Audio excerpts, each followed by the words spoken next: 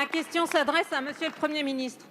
Les entreprises et les ménages français propriétaires de leur habitation paient une taxe foncière, un impôt 100% local, du moins jusqu'ici. En effet, avec la suppression de la TH et votre mécanisme de compensation de recettes aux communes, vous avez tout simplement nationalisé une partie de la taxe foncière. La méthode en soi pose déjà question, mais quand j'observe les résultats, là, les bras m'en tombent. Je m'appuie sur les résultats de l'Institut des politiques publiques. Je cite, j'ouvre les guillemets, ces résultats impliquent des transferts de communes en moyenne moins peuplées et à plus faible revenu vers des communes en moyenne plus urbaines où le pouvoir d'achat des résidents est plus important. Ça veut dire quoi concrètement? Concrètement, ça veut dire par exemple que 35 millions d'euros de la taxe foncière payée par les entreprises et les ménages du Puy-de-Dôme vont partir ailleurs. Ça veut dire que 11 millions de taxes foncières payées en Lozère, 9,5 payées en Creuse, 24 payées en Corrèze, 28 payées en Tarn-et-Garonne, 23 dans le Gers, vont profiter à des communes d'autres départements plus riches. Alors qui en profite? Par exemple, les communes de la métropole lyonnaise, le département du Rhône va percevoir à titre de compensation 180 millions d'euros. Et cerise sur le gâteau, les communes des Hauts-de-Seine vont percevoir 351 millions d'euros. Les territoires les moins favorisés ne peuvent compenser l'annulation de TH aux habitants des beaux quartiers. Neuilly-sur-Seine va être compensé à hauteur de 8 millions d'euros, quand Montauban va transférer 9 millions. C'est un véritable hold-up. Comptez-vous corriger ce dispositif dont les conséquences vont aller en s'aggravant? Merci. La parole est à Monsieur Olivier Dussopt, ministre délégué chargé des comptes publics.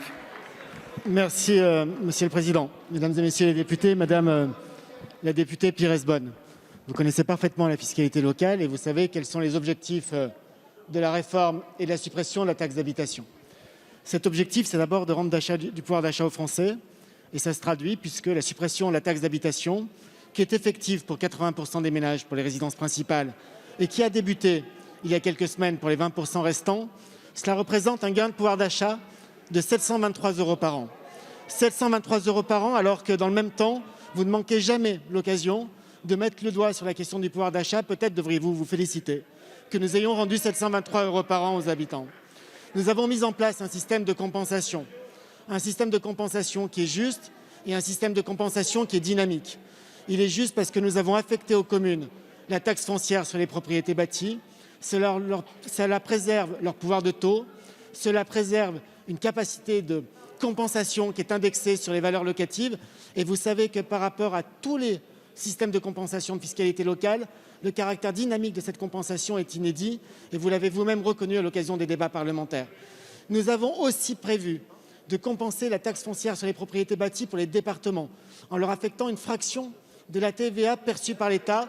Et cette fraction de TVA, non seulement elle est en dynamique moyenne de 2,8%, mais l'année prochaine, elle augmentera de 800 millions d'euros, ce qui permettra aux départements de faire face à leurs dépenses, tout comme les régions qui bénéficieront de 800 millions d'euros de plus et les intercommunalités à hauteur de 400 millions d'euros.